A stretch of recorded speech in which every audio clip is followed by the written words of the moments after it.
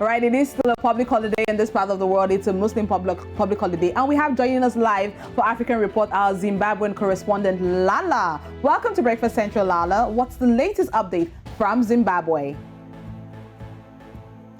Good morning, Olisa and Oluchi. Morning, Lala. Well, the latest update from Zimbabwe is about elections and voting, since Zimbabwe is preparing for the 2023 general elections. And the latest statement, or the latest concern, comes from the ZANU-PF United States branch secretary for administration called Simba Mujuru. He has called Zimbabweans living in the diaspora to come home and register to vote in their respective constituencies.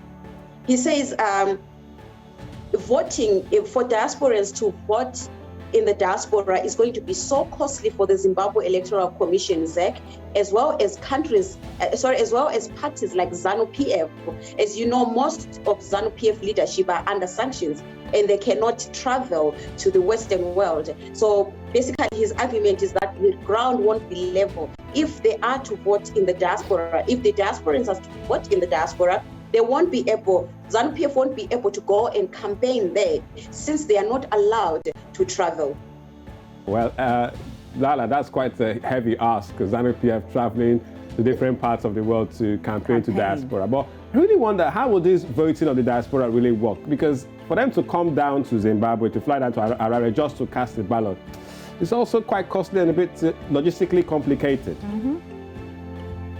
Definitely. And the people in the diaspora are saying they are not coming. They won't come because to them, I mean, taking into account the issue of the pandemic at the moment, we don't know how long COVID-19 will go. Yes, the elections may be in 2023, but we don't know if this whole struggle with the COVID-19 will be over or will still be in the same struggle with the pandemic, as well as like what you said, like what you rightfully pointed out, Olisa, it's going to be costly for the individual to travel all the way from the United States just to come and cast the ballot, the ballot paper in Zimbabwe. But what is even more interesting, the opposition is saying the ground has never been level in Zimbabwe at home. ZANU-PF has always had the upper hand and they've always campaigned freely, while its opposition parties haven't. So now they're saying, well, let's tit for tat. Let us go campaign overseas and you guys campaign at home. Lala, I mean, this brings to question, whatever happened to online voting?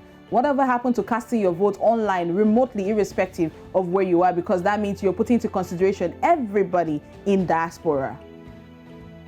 Well, the argument is that the country cannot afford such technological advances that the Western world or the first world can afford. The issue is the country is not yet at that advanced stage. So there is not even a talk of online voting. The talk that is there is diasporans going physically to cast their votes wherever they are in the locations in the United States or in the UK, which obviously we don't know if that will happen or not, since there's so much talk around it.